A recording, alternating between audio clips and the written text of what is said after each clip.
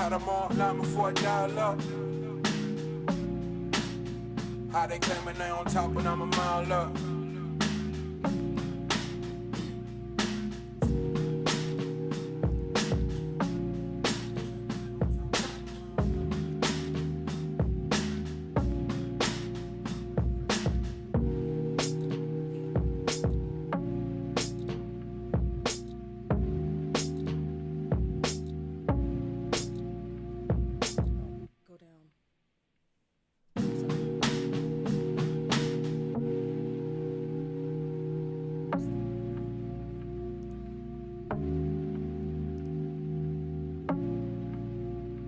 I had them all line before I dial up.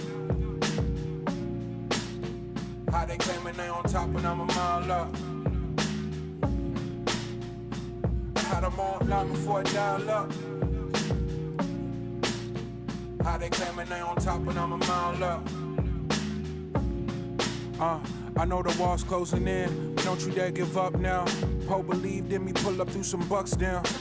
Todd told the valet pull the truck round. Push the line after we drew it, it's just us now. Would you believe me if I told you my granny told me she prayed this? Then booked the surgery just to pull me out of the basement. Right back where I started, nothing to show for a facelift. Got pushed playing Walter White and Davis, never felt so dangerous. The type of power they can't quantify. And name the best from my region, you gotta utter mine. Think of who really putting on, you never come to mind. Rapping like your Spotify, tap you rappers compromise. Yeah, no need to panic, just paint the canvas. If you can feel the static, you're too close, find your balance. Embed the revolution for they prohibition bandwidth. Blood trickle from the leaders he was planning. I had them all line before I dial up. How they claiming they on top and I'm a mile up. I had them all line before I dial up. How they claiming they on top and I'm a mile up. Bought at that flight to Amsterdam. Well, my accountant and minus my family found out too and didn't like it. You're not in the salon with Dale said and I thought he was biased. Then I got a Venmo that said copy the finest. Before my foolishness settled in, recorded a whole tape before we got to Berlin. This close to giving up and now never again. Don't overlook the work and come expecting to win. In the end, my word, never put nothing over the squad. Got it right up under their nose and fight a facade. Off the cliff with broken wings, I'm aware of the odds. Enough faith for us all, I'm the one for the job. Most days, catching sun rays, baby, look like the front page. Overthinking what they might say, have it your way. Yeah, the biggest threat is something they never seen. Dial it up, patch me into the screen. I had them all line before I dial up. How they claiming they on top and I'm a mile up. I had them all line before I dial up. How they claiming they on top and I'm a mile up.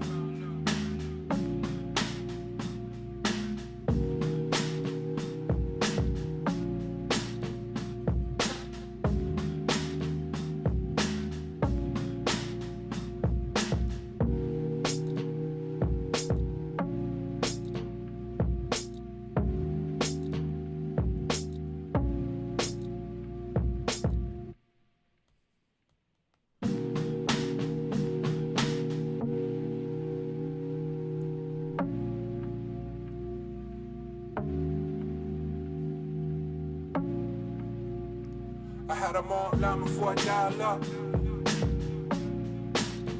How they claiming they on top and I'm a mile up. I had them all line before I dial up. How they claiming they on top and I'm a mile up. I know the wall's closing in, but don't you dare give up now. Poe believed in me, pull up through some bucks down. Todd told the valet pull the truck round. Push the line after we drew it, it's just us now. Would you believe me if I told you my granny told me she prayed this? Then booked the surgery just to pull me out of the basement. Right back where I started, nothing to show for a facelift. Got pushed playing Walter White and Davis, never felt so dangerous. The type of power they can't quantify. And name the best from my region, you gotta utter mine. Think of who really putting on, you never come to mind. Rapping like your Spotify, tap you rappers compromise. Yeah, no need to panic, just paint the canvas. If you can feel the static, you're too close, find your balance. Embed the revolution for they prohibition bandwidth. Blood trickle from the leaders he was planning. I had them all line before I dial up. How they claiming they on top and I'm a mile up. I Had them all long before I dial up. How they claiming they on top and I'm a mile up. Bought at that flight to Amsterdam. When my accountant of minus my family found out too and didn't like it. You're not in the salon with Dale said and I thought he was biased. Then I got a Venmo that said copy the finest. Before my foolishness settled in, recorded a whole tape before we got to Berlin. This close to giving up and now never again. Don't overlook the work. All right, folks, what's going on? This is Jackie Lukman. And I'm Baba Lukman. Yes, this is the For Real stream. Yes, this is the For Real stream. We apologize for a little bit of technical glitches here. When you do an impromptu stream in the middle of the day and you have a scheduled stream, stuff gets all confused. And we were having a delicious lunch that Baba Lukman made. So, the itis was setting in and all that kind of stuff. So, look, let's get into the news of the day, because that's why we're here. And, this is what Lukman Nation does. Right. And before, again, we have to do this. Uh-huh. Please like the video. Yes. Share. Mm-hmm. Subscribe. And join. Subscribe. Right. Subscribe and join. Exactly. We really appreciate your support here over in Black Power Media. And, look, we've got to connect these issues of U.S. imperialism abroad with the struggles that we are having in the belly of the beast, within the borders, right here. So let's get into this. And folks are saying that the volume's a little low, so hopefully this helps a little bit. I hope that helps. All right, let's talk about first the $15 minimum wage. Yep. Right? Okay, so y'all remember when? Okay, let's be polite first. Okay, let's act like we got some home training. Thank you, very much, Jared, for giving folks the notice that we were doing this breaking news stream at the end of your really amazing interview. It was really fabulous, and we need people to go and check that out, because our understanding of the tech world is really, really critical. And hey, everybody over there in the chat, Lisa, Jared, Charles Camp, David Silberg, Leah Boggs, Jaborion M. What's going on? All right, now let's get to the news, because we had to be polite, because we do have home training, right? Yeah. All right, so you all know that Joseph Biden and the Democratic Party made this huge deal about voting for Raphael Warnock and Jon Ossoff to win the Senate race down in Georgia. Yes. And what did Biden say?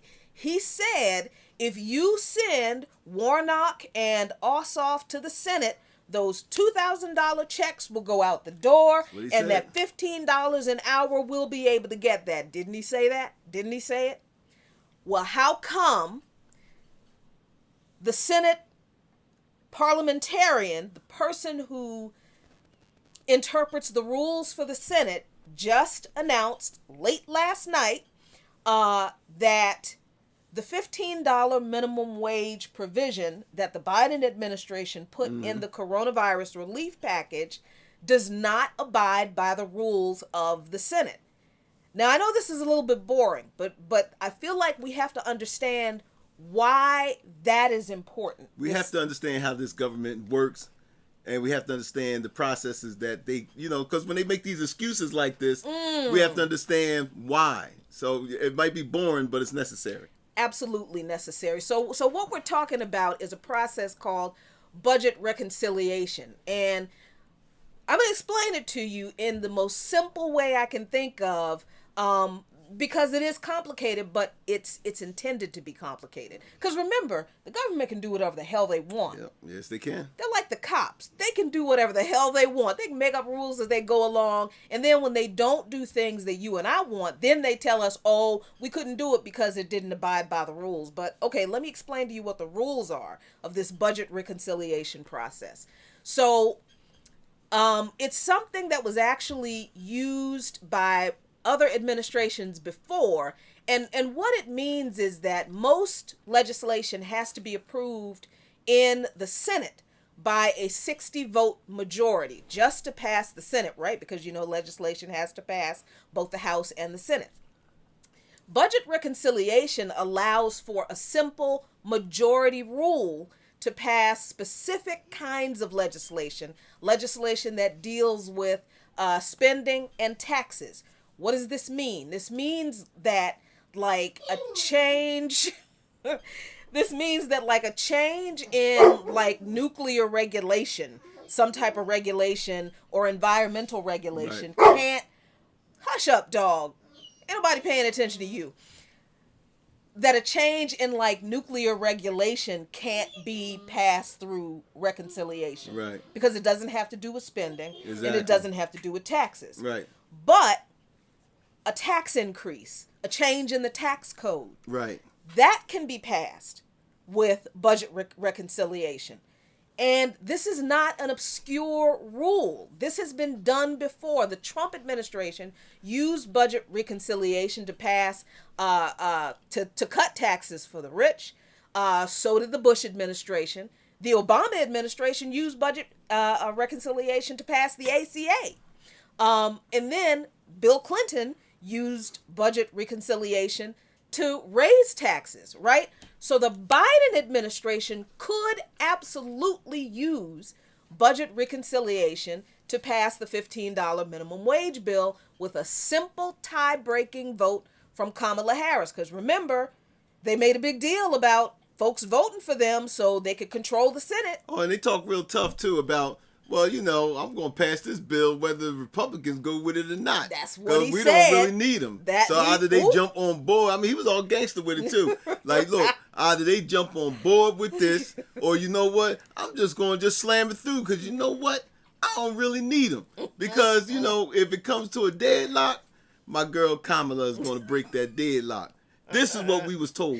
That's that. And although he may not have said it in that way, that's the attitude that Mug had, especially when he was talking to us who were saying, black folks who were saying, look, Bama, we don't really trust you because of what you already did in the 40 years you've been in Congress. We sure enough don't trust you because of the dude you worked for last time, Barack Obama, and what he didn't do for us, so why should we listen to you now? And he comes with, well, if we win, we're gonna do this, blah, blah, blah. So here we are. So why, if the Democrats could indeed pass this $15 minimum wage bill with a budget reconciliation vote, why aren't they doing it? Okay, it's two reasons. There is controversy behind using budget reconciliation to pass the $15 minimum wage because some people see $15 minimum wage as a regulatory thing. And I mean, if we really want to simplify this, it's basically like anything that's regulatory. Right. It's like, I think they call it the Byrd Act or something like that. Right. So anything that's regulatory is they say, okay, well, look, we can't just have a reconciliation on that because of what we consider regulatory. Now, when it comes down to the 15 for the minimum wage, there's a little bit of debate there because even though the majority consensus in the Congress is like, well, it's regulatory, but you have some senators like Bernie Sanders who said, well, that's open to some interpretation. Right, and it's important that you raised the fact that this rule is called the Byrd rule. Right, Robert Byrd, yeah, and who the former Klansman. Thank you. Yep. So come on now. The late Klansman. He's dead now. Why do you think this guy would create a rule that says that you can't pass regulatory legislation in a reconciliation process? Why do you think a white supremacist, racist, segregationist would implement such a rule? Not even gonna tell you the answer because y'all are smart. Y'all can connect the dots there. And these people still use this damn rule that this man implemented to keep certain regulations from being passed that would protect black folks. I lied. I just gave you the rule. I just gave you the reason. That they're still using this rule. Oh, okay. So here's the thing. The Senate parliamentarian has used this rule to say that the $15 minimum wage increase proposal can't be included in the coronavirus relief package. And the Biden administration is like, oh, that's, oh, we're so disappointed, right? And the Republicans are like, yay, we don't have to deal with this shit. Right. But let's be serious. Let's be very clear about this now. These people are not stupid. And they're not unaware of these rules.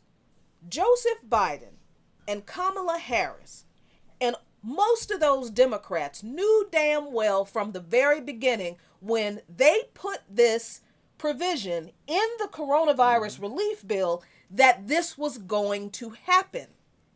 I believe I agree with that. I believe that too. There's no way they couldn't have known. Yep.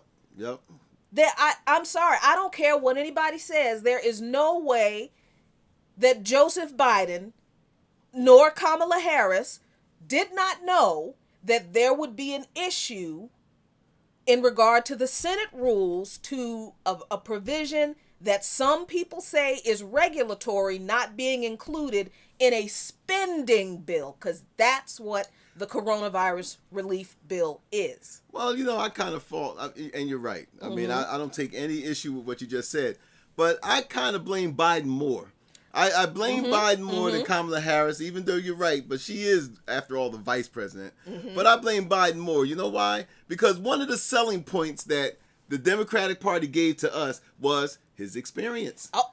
Right? So 40 years in Washington. Exactly. So the selling point was from him and from the Democratic establishment was like, well, Joe is good at bridging gaps. I worked on both sides of the aisle. I worked with segregationists. You know what I mean? So this is what he told us. Even though, again, the segregationist part, but that was one of the things he bragged about. He worked with segregationists like Strom Thurmond and all the rest of them. So he knows, he knows how to get into the minds of the racists, and because he's Joe Biden. Because he's a racist. He understood about, what they wanted in Pennsylvania. And he, so all this, so now here it is with your 50 plus years in public service. So all of a sudden now you're president. Now you took all of this 50 years experience with you, all of this being able to reach across the aisle, all of this, I work with segregationists and all this other kind of stuff. But yet none of that mattered when it comes to negotiating or, because if, I like other Americans, and I'm being honest, I sat back and say, oh, Joe got this, because, when the Republicans was talking all, slick, McConnell and all them talking all slick about, well, I don't know about the hike in the minimum wage and all this stuff. I wasn't worried. You know why? Because I was like, Joe comes with 50 years experience. Joe worked with segregationists. I mean, Joe been around. Joe was vice president. Joe done did this. I said, it's not an archival film on YouTube that I can't pull up if I want to look at C-SPAN. In each decade, there was a Joe Biden. I'm sitting for the past 40, nearly 50 years. Exactly. There was a Joe Biden. So I'm saying like, oh, well, McConnell and them, they know Joe got this. so you know, Jackie, my dismay when I woke up just yesterday morning and I started to see the tea leaves. Yep. And I was like, hold on, wait a minute, it was starting to backpedal. All of a sudden now it was like, well, and the press was softening us up for this blow. Oh, weren't they though? Yeah, because the press was like, well, it looks like the $15 minimum wage may not, it might not be, and this and that, yeah, and so then, right then, I said, okay, it's gonna be, because then I had to think about what Biden said when it came to, before he even got to the president's house. Because see, on Look My Nation, we hate to say White House, because we understand that title was given to that house through racist means because of Booker T. Washington being there and stuff. So Teddy Roosevelt was like, this is a White House. Ooh. So Jackie and I was like, you know what, it's the president's house. That's what it was known before that. So before he even got to the president's house, right? He sat up there and told Wall Street, nothing is going to change. So Wall Street is what? Big business. That's right. Don't think about the Bezos. Don't think about the Waltons. Don't think about, the Zuckerbergs and all of them. They're the individual faces that we see. But the entity, the market, all of that stuff, it's Wall Street. So you go in there and you say, nothing's going to change. Relax. It's all right. Nothing's going to change. Look, I've worked on both sides, and then so we should not be surprised, Jackie, that all of a sudden now it's going to be business as usual, and that's what it is. We went through all of these dramatics of, I'm just going to push it through. You know what? We don't need them. They got 10 days, If they don't do it in 10 days, we're pushing it through. Now, all of a sudden, it's like, well, we do need that reconciliation. We can't do anything because the Senate parliamentarian told us we couldn't keep the provision in the bill. Right. When that man knew from the beginning that, like we said, he knew this was going to happen. So why would he do that? Like you said, right. Like you said, he already told us what he was going to do. When he told Wall Street that nothing would fundamentally change, he meant that shit. Exactly. And I don't care what anybody says. All of this was political theater from the Biden administration to placate the progressives a little bit. To placate the progressives so he could have this cover of saying, well, we tried to get the $15 minimum wage passed, but look at what the Senate did. Right. Look what the Senate did. It wasn't our fault. Even though we had even though we got the numbers, but it's not our fault. Right. I mean, we could have done it, but look at the decision the Senate made. Here's but does the this thing. remind you of somebody?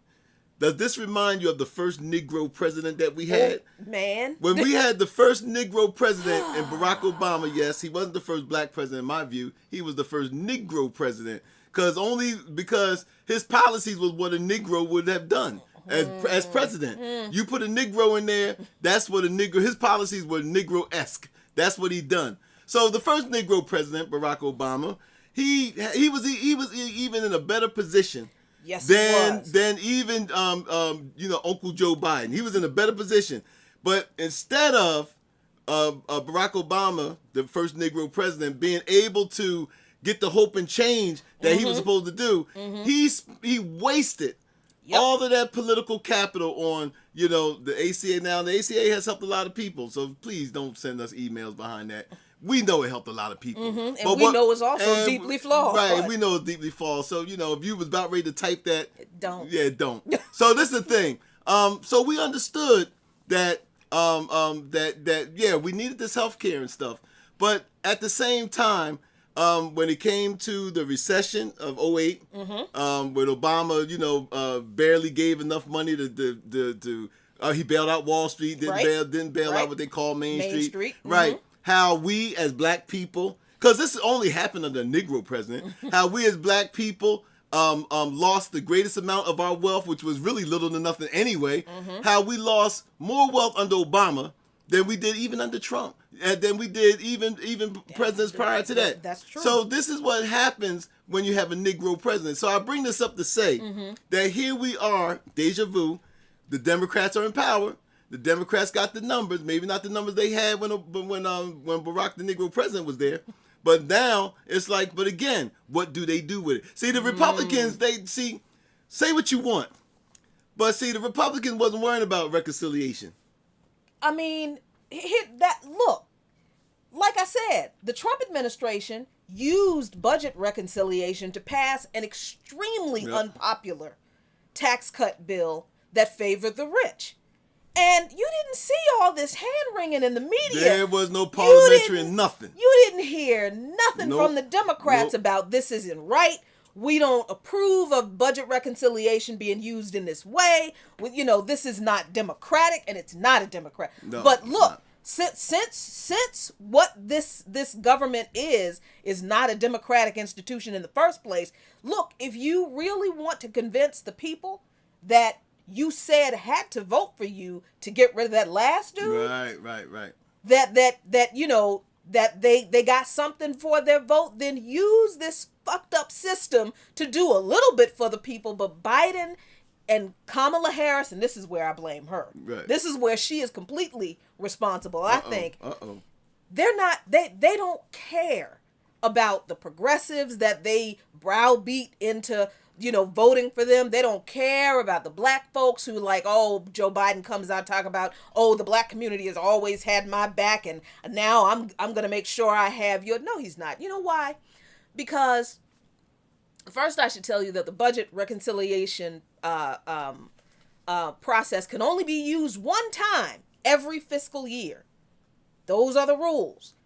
So this was the Biden administration's one shot this fiscal year to get this $15 an hour minimum wage provision passed, because they don't have the numbers in the House, Right. because of people like Democrats like Manchin. I'm sorry, in the Senate. Right. Yeah, Democrats like Joe Manchin Yep. from West Virginia, who doesn't want a $15 an hour minimum wage. He claims he wants a $13 minimum wage. He's a self-hating Democrat who really wants to be a Republican. Exactly. That's all that is. That's all that Yeah. is. And the Democratic Party won't lean on that bastard to make him act right. So they can, that's number one. And number two, there are not 10 Republicans in the Senate who support this bill. Because remember, now that budget reconciliation is off the table, a bill has to pass with a regular 60-vote majority. The Democrats can't get that now. So there will be no $15 minimum wage bill in this fiscal year. Joseph Biden knew this would happen, but they actually have an alternative.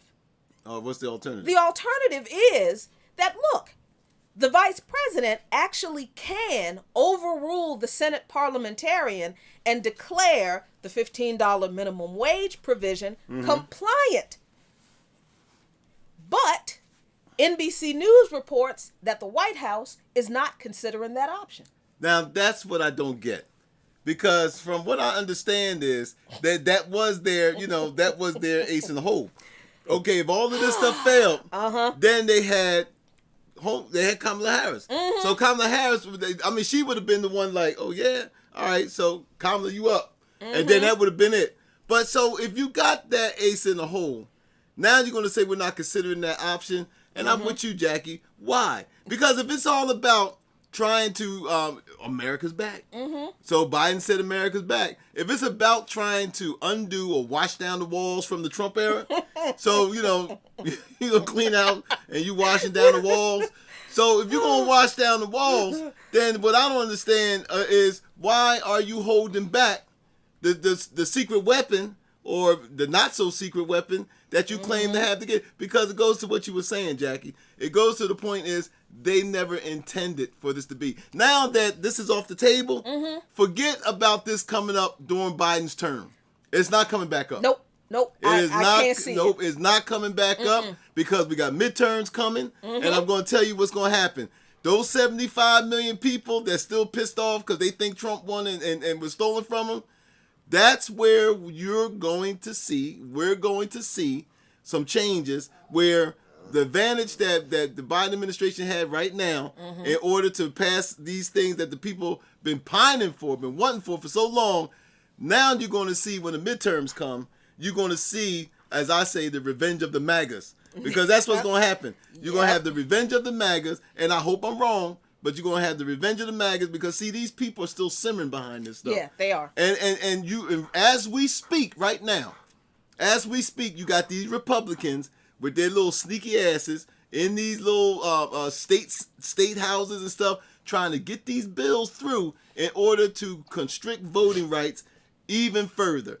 Even further. And don't sit up here and think that this stuff ain't going to go through, because they have bills where they're trying to pass, where they're trying to make it harder to get ID. Yep. All of this, and so this is what we're going to have to pay attention to. Biden and them dropped this $15 minimum wage. You're not going to see it again.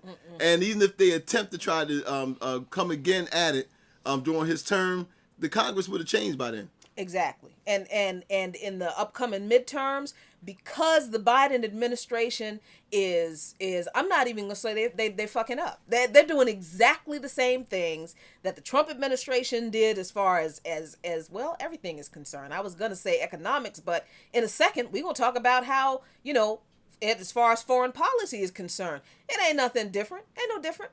But the Biden administration and his lack of presenting any policies that are substantially different from the Trump administration is what's going to cause the Democrats to lose, I think, right, significant seats in the House. They may not lose control, but I think they will lose some seats in the House, and I think they're going to lose control of the Senate. I could be wrong, but you are so right, Jackie. And I just had to just interject on this. See, what got Biden in there was because Trump was in office. Trump's not there now. That's right. So now, it was all of this. Well, we got to get Trump out. We got to get Trump out. Well, Trump's out. Right. So now, what's going to happen is that if it wasn't for the fact that they did this whole fear mongering campaign behind getting Trump out, and because a lot of Democrats, even a lot of Democratic voters, really wanted to sit this one out. Yeah. You know what I mean? You had more people in the electorate that went and voted for third parties than you had in a long time. So the voting numbers were so high because, first of all, it's COVID. A lot of people were home. Right. A lot more people was paying attention to what was going on. But I bring this point up. You can't, the Biden administration, by blowing this right here, because we're not the only ones, as smart as we aren't the only ones that see this. We aren't the only ones that see, like somebody in the chat said, oops, they did it to us again. Yep. So we're not the only ones to see that. So the thing of it is that now it's going to come where these midterms come, and Democrats, unfortunately, aren't very good at showing up when it comes to these midterms. They're not. No, they're not. The history of Democratic voters, they're not very good when it comes to getting these. They say, oh, well, we got the presidency. That's it. That's all the Democratic Party focuses on. That's exactly. And then they leave people like our friends and comrades who are grassroots electoral politics activists, whether, however you feel about that. But we think the truth is that for most people, they feel politics the most and the fastest on the local and state level. Right. So who people are elected to school boards, to, the sheriff, in places where people elect judges, to the county commissioner, the tax office,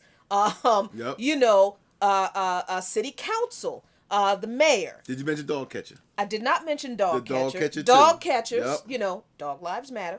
But we have to say that for our mascot down here.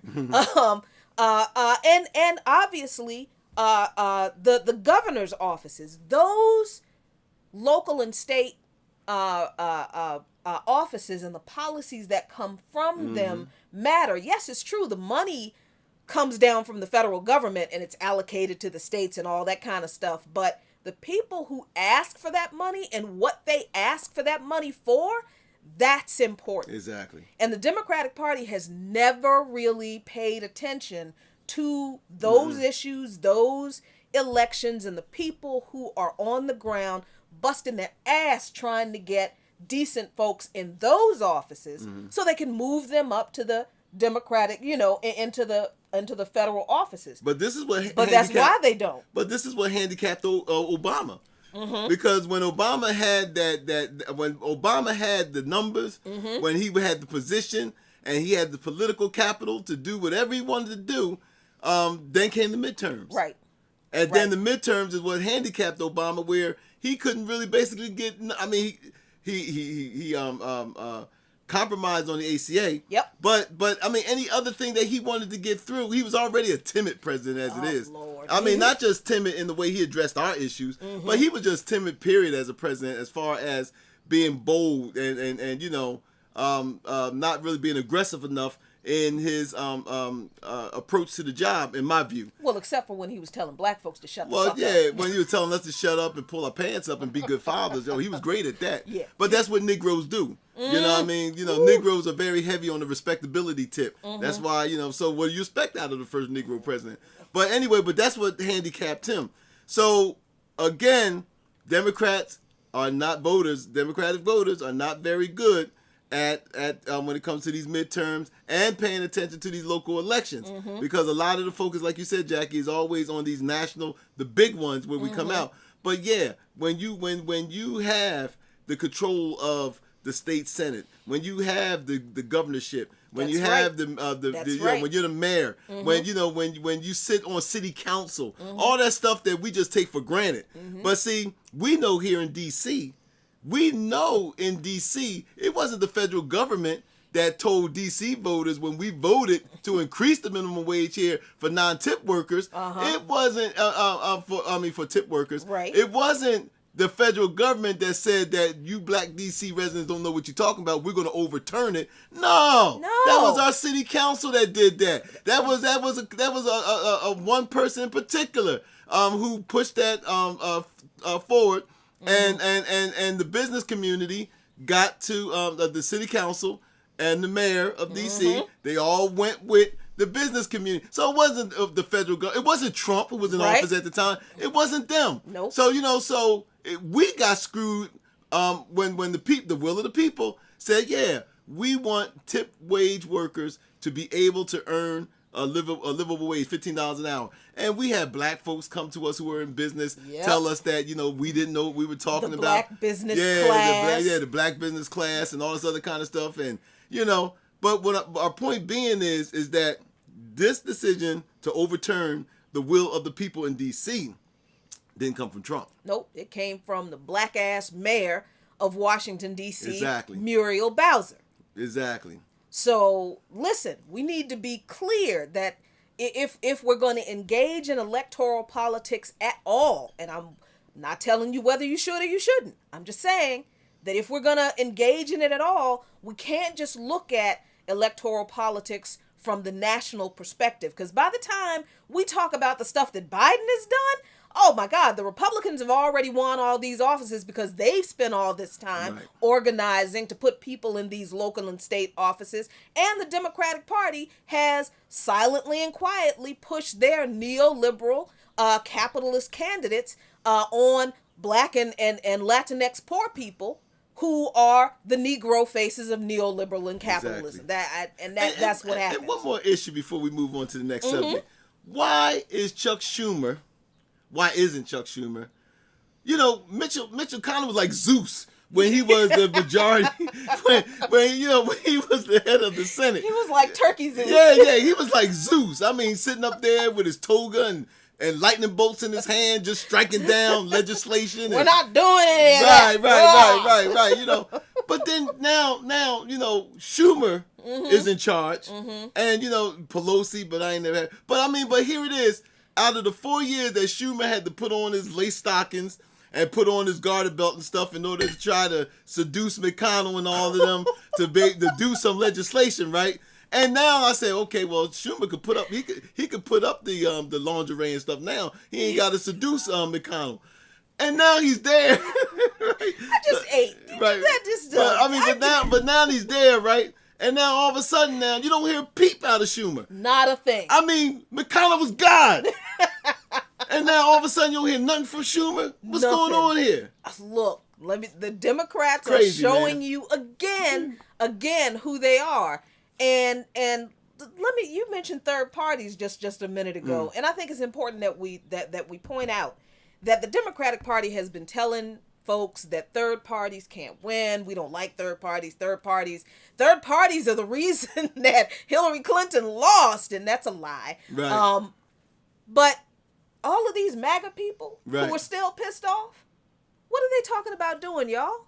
They're talking about leaving the Republican Party and forming a third party. Yeah, and you know what, folks? Those of y'all who don't know about Luke My Nation or just catching up with us, but again, we put a lot of our old content on BPM, Black Power Media, because look at those old content. Yeah, they don't have a lot of views, but they got a lot of gems up in there. We were right. Because we called it a couple of years ago. We said that this Trumpism was going to lead into a more extreme right-wing party. The Republicans are passé now. These people that's following Trump, They look. They too far right for Fox News. They hate Fox News. They would like to hang. You see when they came up there on the 6th, they wanted to hang the vice president. Yep, they erected a gallows. A gallows. So the Republican Party realized that they don't have a muzzle big enough for this dog anymore. This dog then broke loose from their chain, and Trump loved it. He started. So what's going to happen is, and we called this a couple of years ago. Just look at some of our old stuff. And we said that, you know what? Oh, there's going to be a third party, but it ain't going to be a progressive third party. That's right. So, look, just keep all this stuff in mind. And now let's talk about Syria, because this is important. These are the kinds of things that happen in any administration that it's really difficult for us to connect issues to what goes on with us here, because we don't understand foreign policy. And that's by design. We're not throwing shade at people who don't understand foreign policy. We get that this country, Americans are the most indoctrinated people on the planet, I believe. And black people in particular are the most propagandized people among Americans. There's a reason for that. We're not supposed to make these connections. But let us tell you right now, your $15 an hour, that shit went to bomb Syria. Yes, it did. That's where your $15 an hour is. And anything else that you want that costs some kind of money, that's where it is. Exactly. So Biden, who ran on this ridiculous campaign slogan, Build Back Better. Yeah, Build Back Better. Yep. In response to Trump's Make America Great Again, or whatever the hell that racist bullshit was. Biden, with his Build Back Better, actually outdid Trump in bombing the first country in his first year in office. Yep. Donald Trump didn't bomb Syria until April 2017. And he bombed Syria allegedly in response for these, bullshit allegations of Bashir al-Assad using Kurds, chemical weapons against his people, which, his people, turned out to be not even true. But anyway, what's important to remember here is that Trump didn't bomb Syria until April 2017. Joseph Biden said, "Motherfucker, hold my beer." Right. Yes, he did. and he bombed Syria within his first 100 days. And why did he do it? This is the ridiculous excuse that he gave. And when you... It's very important to be careful about how you read corporate media sources. Mm-hmm. Always read past the first two paragraphs, because the truth is always right in the middle. They'll give you the state party line, the imperialist line. Right, the U.S. had to do this, to protect U.S. interests, and they tell you who the alleged enemy is. But then if you keep reading, you get a lot of the backstory. You might not get all the truth, but you will see that there are enough dots that are not connected for you to be like, how does this make sense? Because it doesn't. So let me tell you why. Let's tell you why this airstrike in Syria doesn't make sense, because of the details. Now, the U.S. government, the Pentagon, up to earlier this week, said that they didn't know who was responsible for a bunch of rocket attacks against Iraqi and U.S. facilities and personnel on February 15th and before. That was just this week that the U.S. government said they didn't know who did it. They knew that it happened, but they couldn't tell who did it. Well, it's supposed to be a chemical attack or something, right? No, it was a rocket attack. A rocket attack on the 15th of this year. The Iraqi government is actually responsible for investigating what happened on February 15th. Okay? This is, if you go on CNN and read the story about this information is in the story on CNN. And they do this kind of stuff because they know Americans don't read the whole damn article. Because if more people did, more people would be asking, how does this make sense? All right? So the Iraqi government is supposed to be investigating the rocket attack on February 15th in Iraq. There is no indication from the Pentagon, from any U.S. official, that the Iraqis have indicated that they know who did the attack on February 15th. All of a sudden today, or yesterday, all of a sudden, Lloyd Austin, Uncle Lloyd. Thank you. I was waiting for you. Uncle Lloyd. Uncle Lloyd Austin, the black man who is the head of the Pentagon, came out. The Negro head of the Pentagon. Thank you for the Negro head of the Pentagon came out and said about this airstrike. And I'm reading a direct quote from the article. He said, we said a number of times that we will respond on our timeline. We wanted to be sure of the connectivity, and we wanted to be sure that we had the right targets. How could they be sure they had the right targets? The Iraqi government that's supposed to be investigating the February 15th attacks, they don't have the right targets. Earlier this week, the United States government, through the Pentagon, they didn't have the right targets. Then, when the airstrike happened and the United States says, we struck these targets because they are Iranian-backed militias, and we're pretty sure they're the ones who are responsible because Iranian-backed militias were the people responsible for attacks in the past. However, the government of Iran said, we don't know who the fuck them people are. We don't know those people. I don't know who you talking about. We don't have nothing to do with them. They don't have nothing to do with us. And none of this makes sense. So I have to ask you, Baba, why did the Biden administration carry out this airstrike against Iran, especially considering that last year the Iraqi government, because the Biden administration claims that they're protecting interests in Iraq also, they're protecting Iraqi soldiers, but the Iraqi government, the Iraqi parliament last year, the Shiite Iraqi parliament voted to kick the United States out of the country. Yeah, they did. You don't hear nothing about that anymore, do you? And what did the Trump administration say? If you didn't know, the Trump administration said, well, if you make us leave, we will sanction you into non-existence. That's what they said. So, Baba Lukman. So much for sovereignty, right? Ooh, Lord. So much for sovereignty. So why did the Biden administration do this? Well, in my opinion, there's three reasons why. Okay. The obvious reason is to put pressure on Iran to return to the table for the nuclear treaty that America backed out of. Right. And I mean, and it's just like white supremacy. You can leave an agreement and then leave the agreement and then come around and say, well, we want to get in the agreement again, but you got to do this. You have to do that. It's like how they do us over here. You know, it's like, you know, the onus of racial reconciliation and stuff is always put on black people. We the ones that got to heal the land. We the ones that got to heal the racist's heart and all this stuff. Well, this is the foreign policy America does too.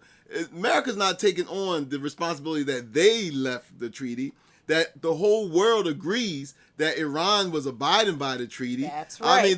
I mean, the Europeans, if they wasn't so, if they weren't so beholden to U.S.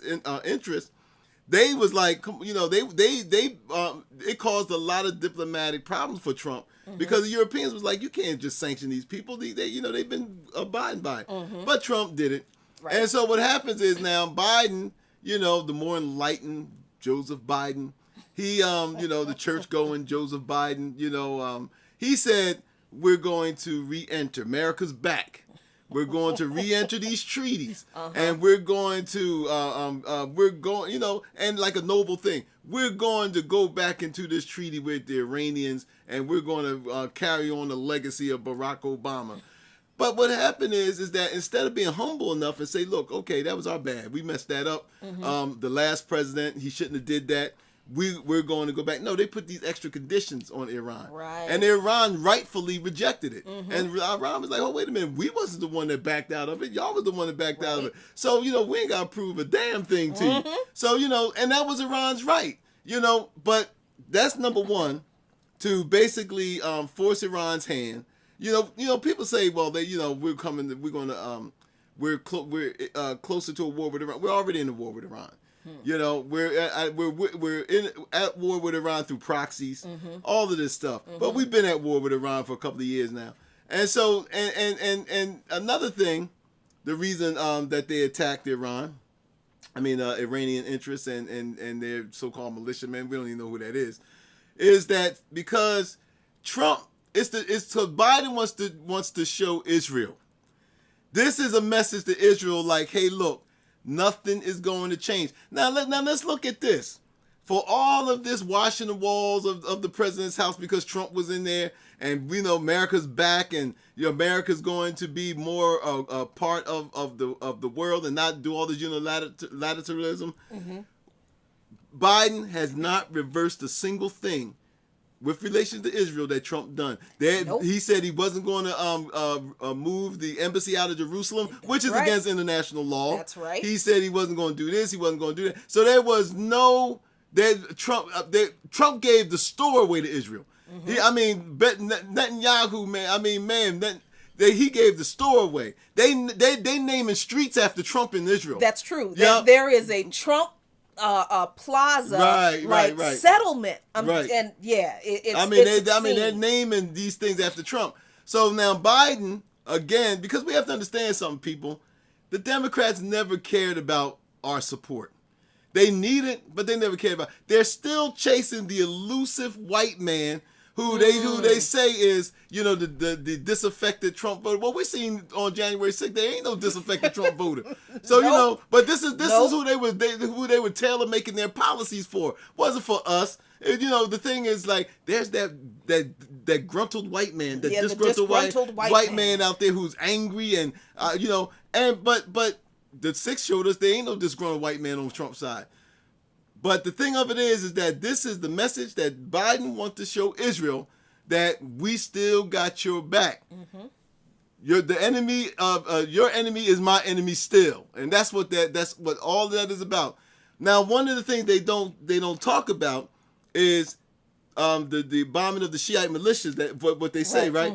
The just like the United States is the Christian Judeo power, at least in ideology anyway. Yeah, that's what they call. That's where, right?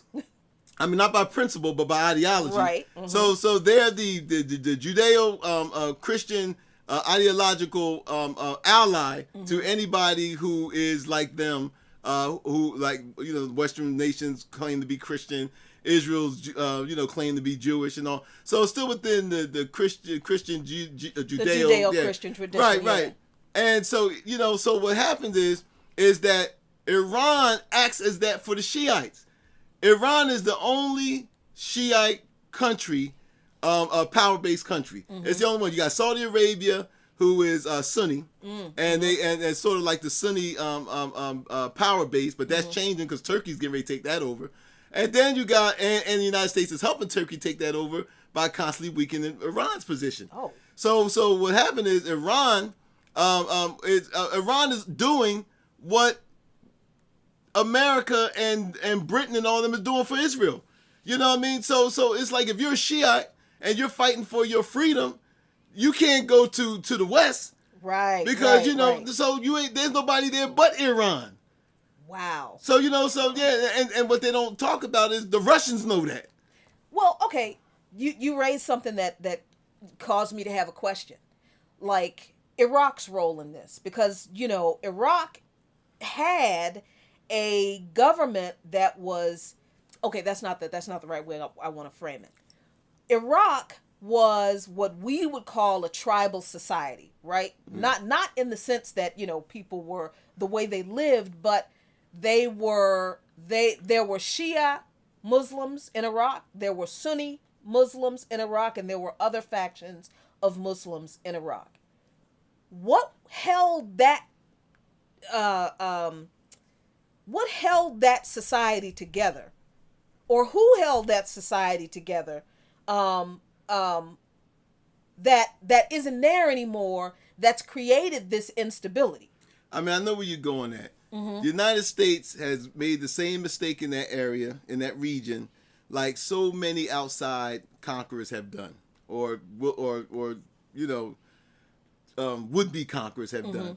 It happened to the British. You know, when the British was there.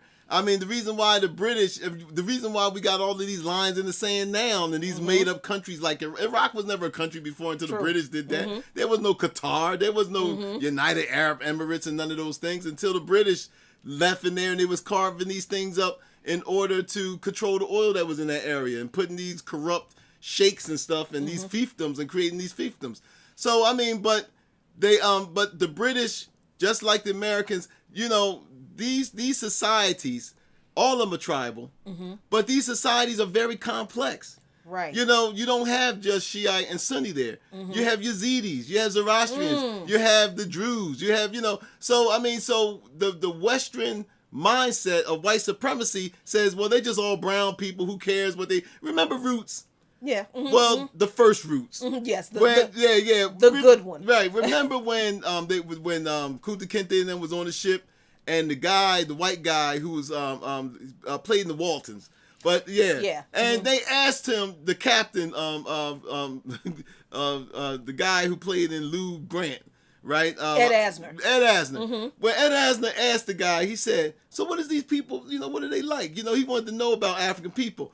And this idiot, you know, ignorant, but this was the mindset of white supremacy. Oh, sir, you know, they don't speak no language, just a bunch of jibber-jash, and they don't do that. They don't, you know, and, you know, so it was this dehumanizing of these people, dehumanization of these people, that is still the mindset of white supremacy, even in their foreign policy. So the United States, they're not trying to understand the complexities of these societies. They're not trying to understand. Alexander the Great, thousands of years before them, ran into the same issue. You know what I mean? So, you know, so the Romans ran into that issue.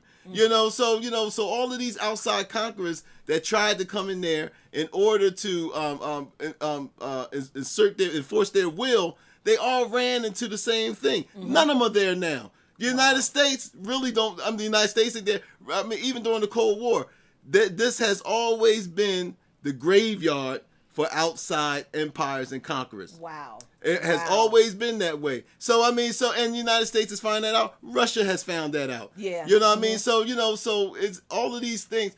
But again, getting back to your original question, is that Biden is posturing for Israel, trying to force the hand of Iran, and he's going to find that that's going to be harder than he thinks. And also, you know, to basically ensure the lobbyists and the Jewish interests and the Zionist interests, I should say, back here at the States and everything else. Because remember, when Biden became president, the whole question is he going to be tough on this? Is he going to be that? Right. You know, and the Democrats, for whatever reason, I don't get it. Obama was the same way. For whatever reason, it's like, we don't need you in power. Just put another Republican in there because, damn it, the hell, you do what they say anyway. Do exactly what they say. Right. I mean, you're scared to be different.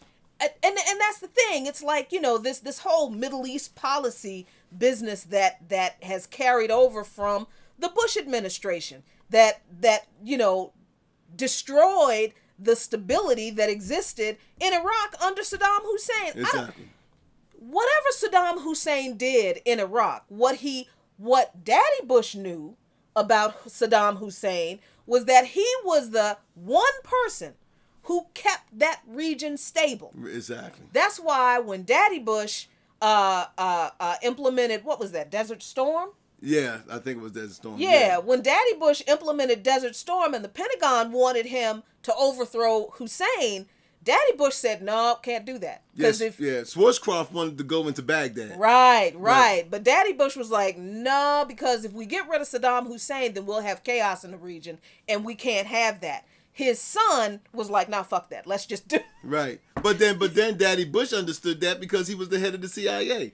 So he had experience in all that. He knew what that region was like. And who propped up that's a whole nother, that's a whole. Cause we'll go down that rabbit hole. Oh man. My God, that's a whole nother 5-6 shows. But the thing of it is that Iraq is not a country.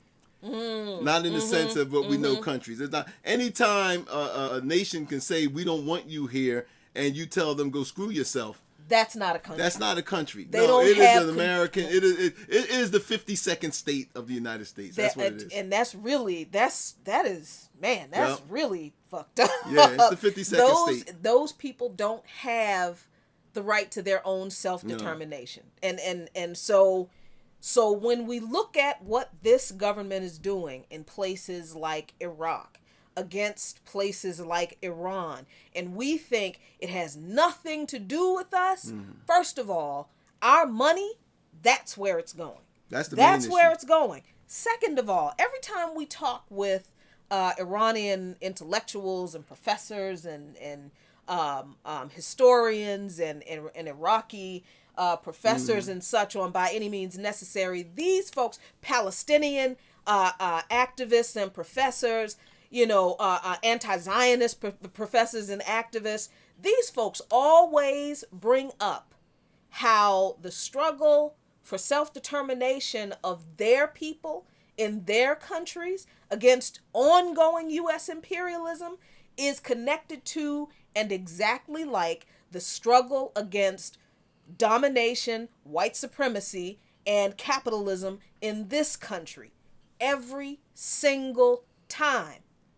Now, this government does not want us to know that brown people, working class and oppressed people, and imperialized people around the world understand that they have a connection to us, but that's why we're here.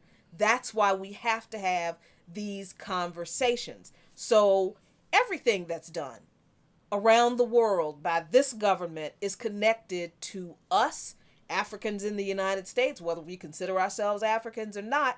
Everything that's done around the world by this government is connected to us because we are in this country. Because imperialism is the highest expression of capitalism. Imperialism is nothing but capitalism gone global and imposed at the business end of a Tomahawk missile or a drone. So I wanted to, David Silberg asked this question: how is Mrs. Luqman doing this and By Any Means Necessary at the same time? I'm impressed. I'm impressed too, David. I'll tell you. I'm really impressed too. I mean, look, I'm not your superwoman. No, you didn't. Yep, but she is though. I mean, look, this is the passion that she brings to this show. I'm serious. But I wanted to say this because I know we got to wrap up because she does have to do By Any Means Necessary. I do. I can't go back to work. So, but dig this here. One of the things that disheartens me, and the reason why folks out there, why we have to really organize, especially as African people, is because the Negroes are the ones that's doing the talking for us. And this is what I mean. Uncle, what's his name? Lloyd Austin. Yeah, Uncle Lloyd is the black face now of American militarism. He is the black face of U.S. imperialism. Right, he is the black face of American imperial militarism. He was on TV talking about blowing up other poor brown people. Kamala Harris, again, another dark face of an imperialist government. Barack Obama before them all, destabilizing Libya, causing the slave trade to happen in Libya again. I mean, I'm talking about on the auction block type slave trade. This was from the first Negro president. So we got these Negroes now that are being the face of American crimes and American imperialism, and we can't sit back and allow that to continue to take on, because see, those people, and I don't mean that in a derogatory way, where they like Jeff Fort said one time to the Chicago police, they ain't gonna be killing without killing. And see, this is what we have to understand, is the fact that those folks ain't gonna just keep on taking bombs. It ain't gonna be killing without killing. And see, when 9/11 happened, and I was in Newark, New Jersey, and I saw the towers and everything. But when 9/11 happened, a lot of the people at the time who was fighting the United States, they exempted us because they understood that we don't control policy, we don't this and we don't that. Same way the Viet Cong did when black soldiers were going over there and they said, this is not your fight. The same way that other people understood, black man, this is not your fight. But see, we're not going to be able to enjoy that type of luxury anymore the more that we allow these Negroes to be the face of this American imperialism and this American crime. Say that. So this is the reason why we have to organize, and that we have to let the world know, that as African people, we don't condone this. Black Alliance for Peace, other organizations, that we don't condone what is being done by this country and by their allies. We can't let the Negroes go out there and let the rest of the world think that, yeah, we good with this, because that the rest of us are good with this, because we not. Absolutely. Absolutely. So that's our take on the breaking news, folks. We hope that you learned a little bit of something. And yeah, we're as you can see, we're deep in the historical connections to these militaristic conflicts. And this is how we bring it. This is how we do in Lukman Nation. And we are really, really glad to be sharing this with the Black Power Media family, because we can't have power if we don't have knowledge. So thanks a lot for joining us. We appreciate you. Join us again at 5 o'clock this evening, where we'll be talking to Cam Howard of N'COBRA. And then afterward, I'm going to sit right in front of this computer and just enjoy whatever it is will be shared on the next episode of The Last Dope Intellectual with Dr. Sharice Burton Stelly and Dr. Jared Ball. I got to go back to work, y'all. As the eternal chairman, Fred Hampton, says, I say to you, peace, if you're willing to fight for it. Peace. And we got to fight for it. That's right. All right, y'all.